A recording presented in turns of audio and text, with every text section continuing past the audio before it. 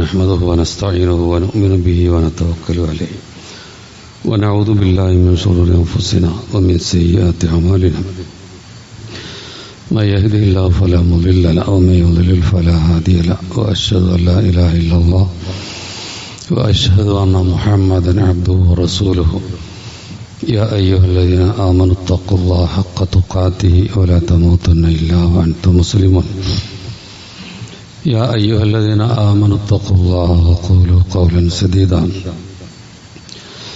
يصلح لكم أعمالكم ويغفر لكم ذنوبكم ومن يطع الله ورسوله فقد فاز فوزا عظيما أما بعد فإن خير الحديث كتاب الله وخير الهدي هدي محمد صلى الله عليه وسلم وشر الأمور محدثاتها وكل محدثة بدعة وكل بدعة ضلالة وكل ضلالة في النار. أعوذ بالله من الشيطان الرجيم. في بيوت أذن الله أن ترفع ويذكر فيها اسمه يسبح له فيها بالغدو والآصال.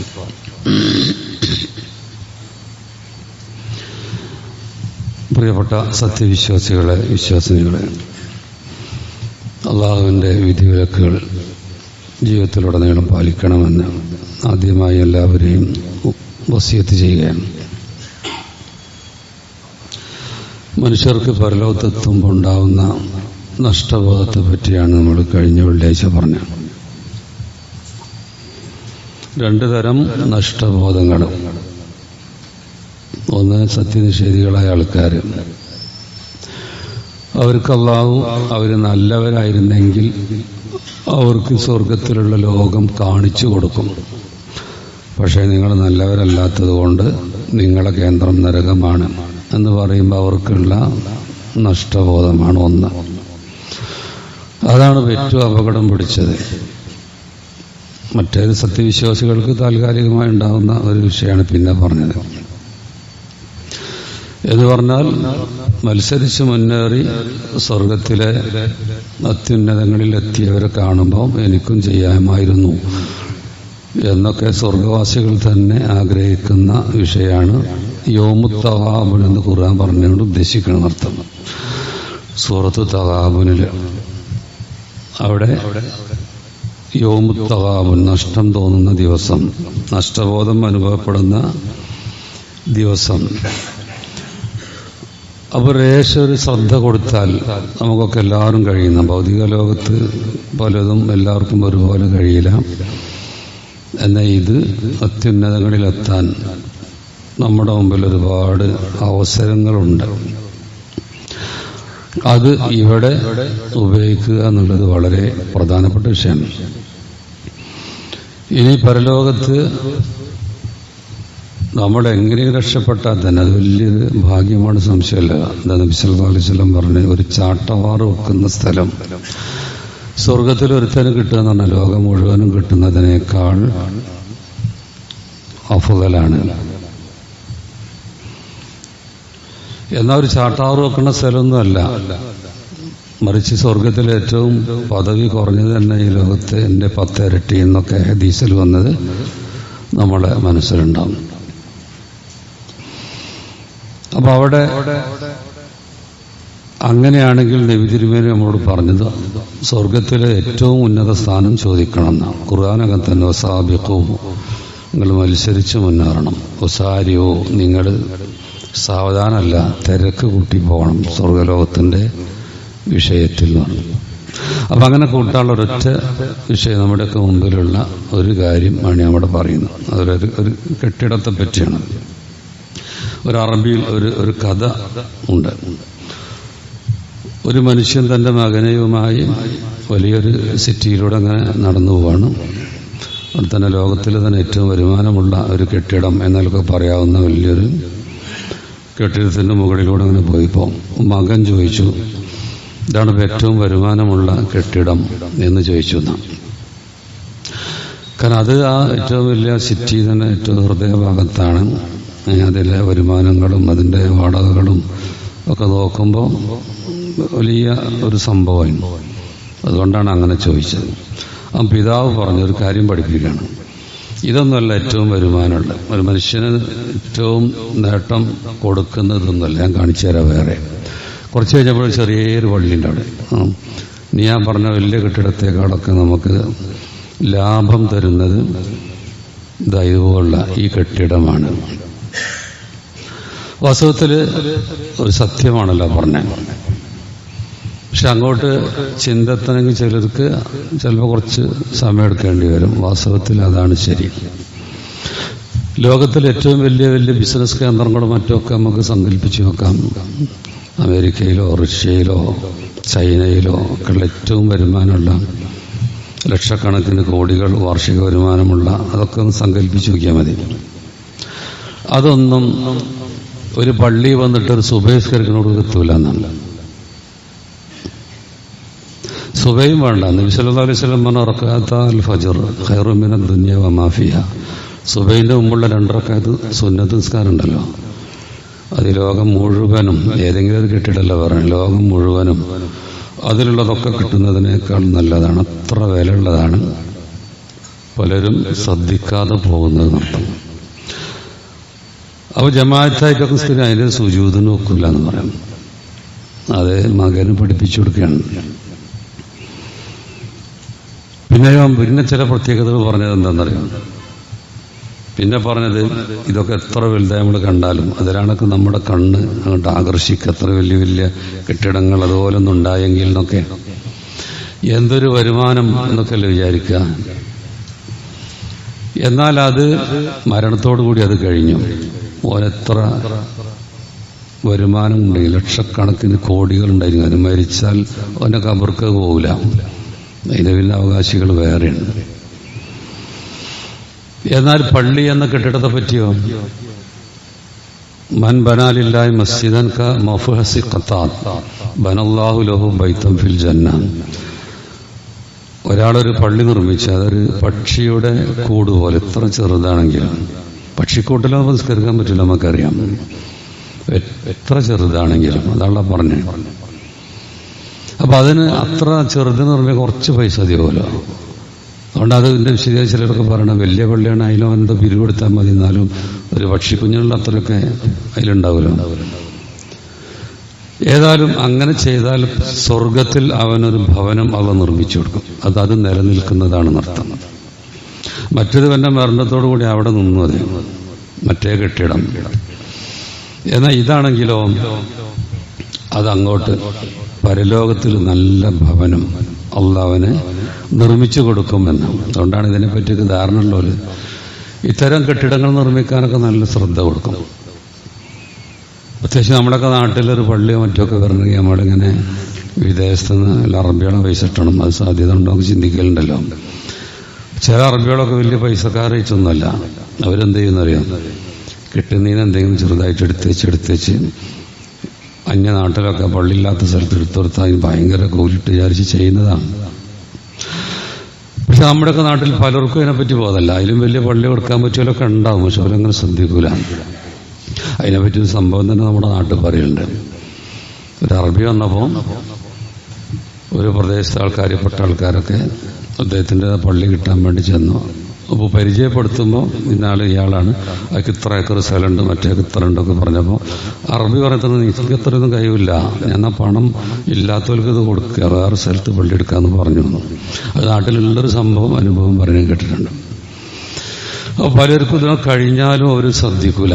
പക്ഷെ അതൊക്കെ അതിൻ്റെ ഗുണങ്ങൾ വളരെ വലിയ ഗുണങ്ങളാണ്. ഏറ്റവും കൂടുതൽ മനുഷ്യർക്ക് നേട്ടം കൊടുക്കുന്ന കെട്ടിടം ഇതിലേറ്റവും പ്രധാനപ്പെട്ടാണ് പള്ളി. മറ്റൊന്ന്, ആ കെട്ടിടങ്ങളെപ്പറ്റി ആ വാപ്പ പറഞ്ഞു കൊടുത്തെന്നറിയാം. ആ കെട്ടിടങ്ങളുള്ള വരുമാനം എന്തൊക്കെ ഉണ്ടെങ്കിലും അതൊക്കെ തഖ്ദീമുൽ ബദൻ, അത് ശരീരത്തിന് സേവനം ചെയ്യാനാണ്. മറ്റ് തഖ്ദീമുർ റൂഹ്, നമ്മുടെ റൂഹിന്, ആത്മാവിന്. ഈ ലോകത്ത് നമുക്ക് എന്തൊക്കെ കിട്ടിയാലും മനസ്സിന് സുഖമില്ലെങ്കിൽ എന്താ കാര്യം? മനസ്സമാധാനം ഇല്ലെങ്കിൽ. എന്നാൽ മനസ്സമാധാനത്തിന്റെ കേന്ദ്രമാണ് പള്ളികൾ. കാരണം അവിടെ ദിക്റുക നടക്കണം. പരിശുദ്ധ ഖുർആൻ പറഞ്ഞൊരു വചനാണ് ഞാൻ തുടക്കത്തിൽ പറഞ്ഞത്. ഫീ ബുയൂത്തിൻ, ചില ഭവനങ്ങൾ, പള്ളികളെ പറ്റി പറയാൻ, അതിനല്ലാഹു അൻ തുർഫ, അത് ഉയർത്തപ്പെടാൻ അള്ളാഹു കൽപ്പിച്ചിരിക്കുന്നു. ഇവിടെ അദീനാന്നാണ് കൽപ്പിച്ചു എന്ന് എല്ലാവരും പറയണം. പള്ളികൾ നിർമ്മിക്കാൻ അള്ളാഹ് കൽപ്പിച്ചിരിക്കുന്നു. വയുദ്കറ ഫീഹ ഇസ്മുഹു, അവിടെ റബ്ബിന്റെ നാമങ്ങൾ ഓർക്കപ്പെടണം, ദിക്റുകൾ നടക്കണം. അവിടെ യുസബ്ബിഹു ലഹു ഫീഹാ ബിൽ ഗുദുവി വൽ ആസാൽ, അള്ളാഹുവിനെ രാവിലെയും വൈകുന്നേരമൊക്കെ അവിടെ വെച്ച് ഇങ്ങനെ വാഴ്ത്തും. അപ്പോൾ അത് ദിക്റിന്റെ കേന്ദ്രമാണ്. ഈ ലോകത്ത് ദുനിയാവിലോന് കാര്യമായിട്ടൊന്നും സമ്പാദിച്ചിട്ടില്ലെങ്കിലും പള്ളികൾ മനസ്സിന്റെ സമാധാനത്തിന്റെ കേന്ദ്രങ്ങളാണ്. അത് സ്വസ്ഥമായ കേന്ദ്രമാണ്. മനസ്സിന്റെ സമാധാനത്തിന് വിശുദ്ധ ഖുർആൻ പറഞ്ഞല്ലോ, അല്ലദീന ആമനു വതത്മഇന്നു ഖുലൂബുഹും, വിശ്വസിച്ചവർ അവരുടെ ഹൃദയങ്ങൾക്ക് സമാധാനമുണ്ടാകും. ബിദിക്രില്ല, ദിക്റുള്ള കൊണ്ടാണ് സമാധാനം ഉണ്ടാകുക.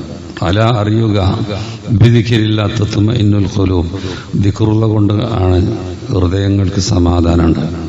മറ്റതൊക്കെ വലിയ വലിയ കോട്ടകൊത്തറങ്ങളിൽ ജീവിക്കുന്നവരായിരിക്കും, അവരുടെ മനസ്സൊക്കെ പ്രശ്നങ്ങൾ കൊണ്ട് നിറഞ്ഞതായിരിക്കും, സമാധാനം ഉണ്ടാവില്ല.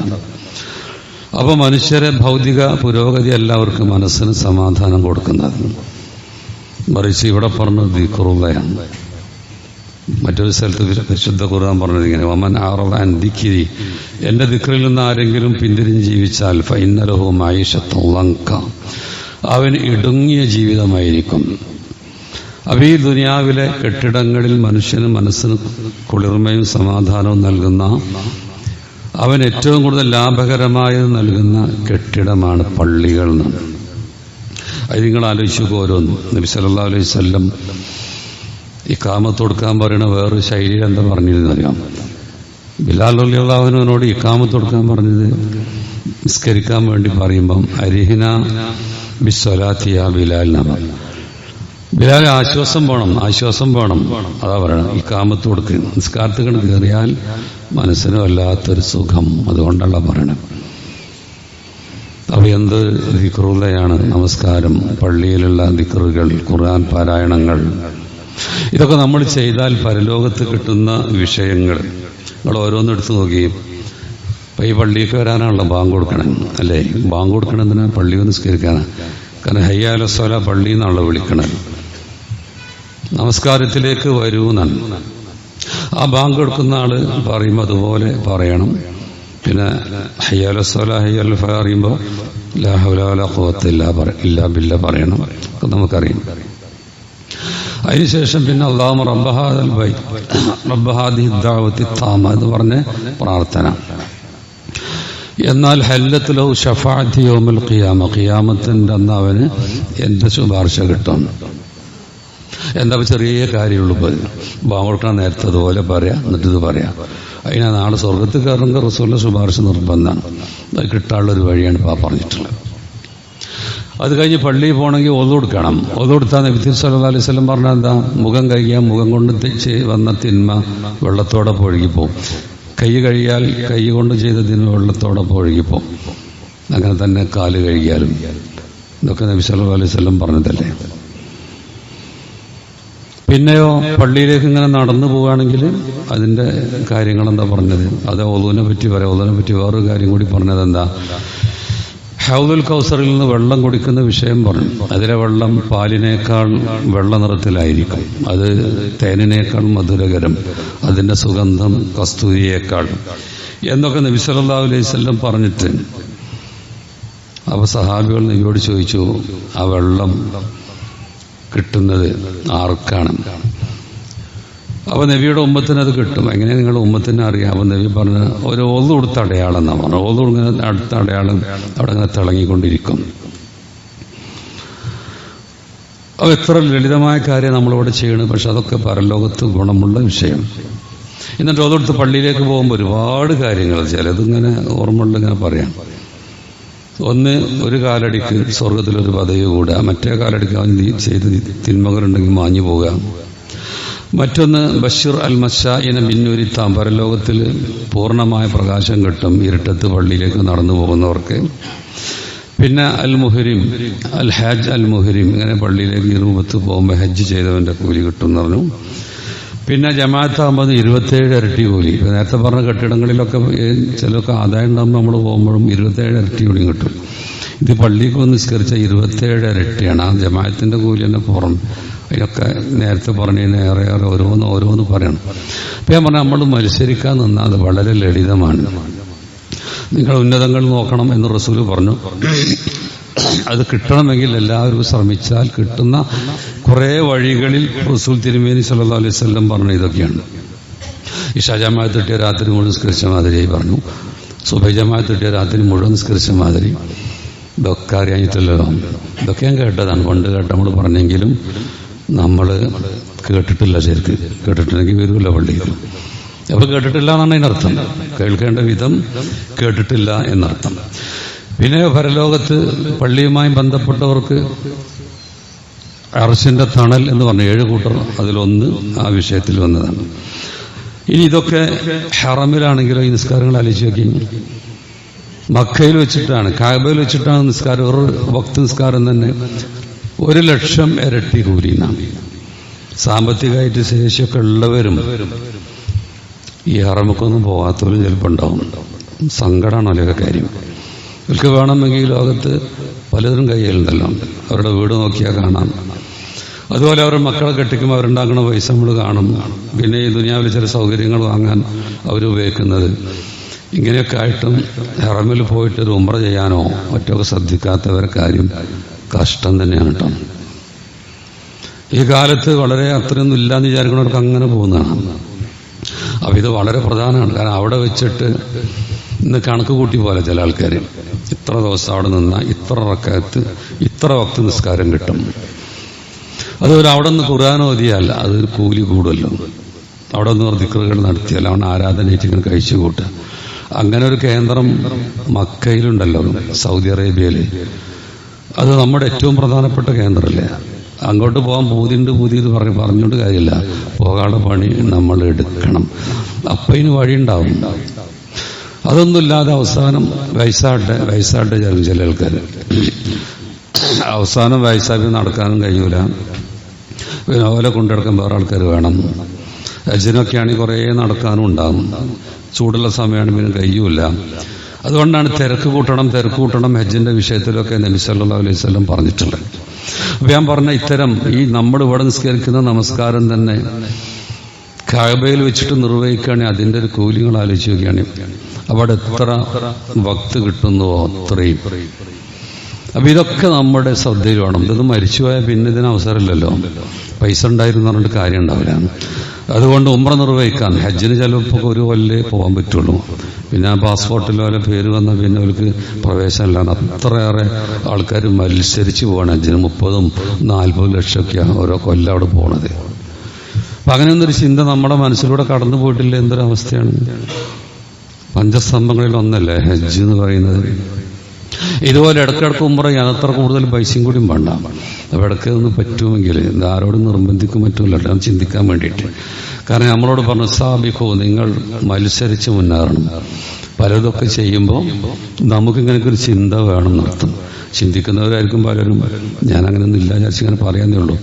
അപ്പോൾ ഏതായാലും നമ്മെ സംബന്ധിച്ചിടത്തോളം പരലോകത്ത് വലിയ നഷ്ടബോധവും വരാതിരിക്കാൻ എല്ലാവർക്കും ചെയ്യാവുന്ന അനേകം കാര്യങ്ങൾ നമ്മുടെ മുമ്പിൽ തുറന്നു കിടക്കുകയാണ്. അപ്പോൾ അതൊക്കെ ഉപയോഗിക്കുക എന്നുള്ളത് വലിയൊരു കാര്യമാണ്. അള്ളാഹു നമ്മെ എല്ലാം അനുഗ്രഹിക്കുമാറാവട്ടെ.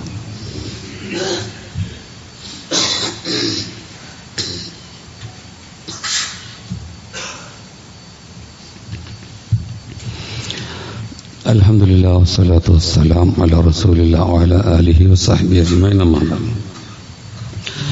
സ്നേഹം നിറഞ്ഞ സത്യവിശ്വാസികളെ, വിശ്വാസിനികളെ, അള്ളാഹുവിൻ്റെ നിയമനിർദ്ദേശങ്ങൾ ജീവിതത്തിലുടനീളം പാലിക്കണമെന്ന് ഒരിക്കൽ കൂടി എല്ലാവരെയും വസിയത്ത് ചെയ്യണം.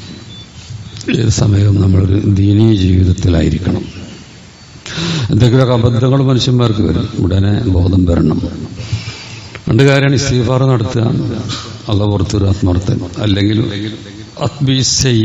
അൽ ഹസന എന്ന് പറഞ്ഞത്. തിന്മ വന്നാൽ നന്മ കൊണ്ട് തുടർത്തുക. കാരണം നന്മ തിന്മയെ മായ്ച്ചു കളയും എന്നൊക്കെയാണ് നബി സല്ലല്ലാഹു അലൈഹി വസല്ലം പഠിപ്പിച്ചിട്ടുള്ളത്.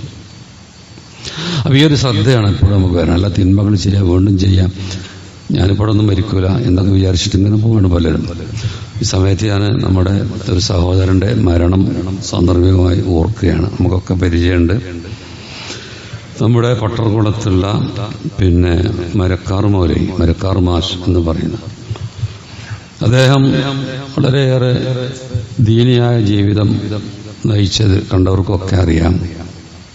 നാട്ടിൽ പള്ളിയെടുക്കാൻ സ്ഥലമൊക്കെ എടുത്ത് അതിനൊക്കെ വേണ്ടിയുള്ള പണിയൊക്കെ എടുത്തുകൊണ്ട് നടക്കുന്ന ആളാണ്. അങ്ങനെയായിരുന്നു. നമുക്ക് മേലാക്കം സ്വദേശികൾക്കും അദ്ദേഹത്തുമായി ബന്ധമുണ്ട്. അവിടെ കുറേ കാലം മദർസ പഠിപ്പിച്ച ആളാണ്. പിന്നെ നമ്മൾ ഇമാമില്ലാത്ത സമയത്ത് അദ്ദേഹം ഇവിടെ നിന്ന് ഇമാം വെക്കും. ഏത് നേരവും ഒരു ദീനി ജീവിതം അദ്ദേഹത്തിൻ്റെ ജീവിതത്തിൽ നമ്മൾ ഇങ്ങനെ കാണുമായിരുന്നു. അപ്പോൾ അങ്ങനെ ഒരു നമ്മൾ വിചാരിക്കാത്തൊരു സമയം മണ്ണം മരിച്ച് അങ്ങനെ പെട്ടെന്ന് മരിക്കൂലെന്ന് വിചാരിച്ചാൽ അങ്ങനെ കാര്യമായ ഒരു അസുഖമൊന്നും ഇല്ലാതെ നിൽക്കുമ്പോൾ അപ്പോൾ അല്ലാഹു സുബ്ഹാനഹു വ തആല അദ്ദേഹത്തിന് സ്വർഗത്തിൽ അത്യുന്നതങ്ങളിൽ പ്രവേശിപ്പിക്കട്ടെ എന്ന് നമുക്കിവിടെ പ്രാർത്ഥിക്കാം. അദ്ദേഹത്തിൻ്റെ നഷ്ടം കൊണ്ടുണ്ടായ നഷ്ടം കുടുംബത്തിന് അല്ലാഹു അവർക്ക് ആശ്വാസം പ്രദാനം ചെയ്യുമാറാവട്ടെ. ഓരോ മരണവും നമ്മളോട് പറയുന്ന ചില കാര്യങ്ങളുണ്ട്. എന്താ പറയുക, ഏത് മരണമാണെങ്കിലും ഇനി അടുത്തത് ആർക്കാണെന്ന് നമ്മൾ പറയും. എനിക്കേതായാലും അല്ല, അങ്ങനെ പല ചിന്തിക്കും. എനിക്കേതായാലും അടുത്തത് ഞാനല്ല, അങ്ങനെ അല്ലാത്തതുകൊണ്ട് പിന്നെ അവന് ചോദ്യമായിരിക്കും ജീവിക്കുമ്പോഴാണ് ഒരുപാട് മോഹങ്ങൾ ബാക്കി വെച്ചിട്ട് ഓന് ഈ ലോകത്തോട് ഇവിടെ പറയേണ്ടി വരിക. അപ്പം അങ്ങനത്തെ ഒരു അവസ്ഥ നമുക്ക് വരാതിരിക്കാനാണ് നമ്മൾ ഉണർന്നിരിക്കണം, എപ്പോഴും ശ്രദ്ധ വേണം. അപ്പം അങ്ങനെയുള്ള ഒരവസ്ഥ, അതിനുള്ള തൗഫീഖിന് വേണ്ടി നമ്മൾ നിരന്തരമായി റബ്ബിനോട് പ്രാർത്ഥിച്ചുകൊണ്ടിരിക്കണം. മരിക്കുന്നത് വരെ ദീനീ ജീവിതം നയിക്കുന്ന ഒരവസ്ഥ നമുക്ക് കിട്ടണം. അതിനുള്ള നമുക്കെല്ലാം തൗഫീഖ് ചെയ്യുമാറാവട്ടെ. നമ്മയൊക്കെ അല്ലാഹു ജന്നാത്തുൽ ഫിർദൗസിൽ പ്രവേശിപ്പിക്കുമാറാവട്ടെ. എല്ലാവിധ ഫിത്നകളിൽ നിന്നും അവർ നമ്മെല്ലാം കാത്തുരക്ഷിക്കുമാറാവട്ടെ. ربنا آتنا في الدنيا حسنة وفي الآخرة حسنة وقنا عذاب النار. ربنا لا تزغ قلوبنا بعد إذ هديتنا وهب لنا من لدنك رحمة إنك أنت الوهاب. اللهم اغفر للمؤمنين والمؤمنات والمسلمين والمسلمات. اللهم أعز الإسلام والمسلمين وأذل الشرك والمشركين. اللهم أجرنا من النار. وآخر دعوانا أن الحمد لله رب العالمين وصلى الله على محمد.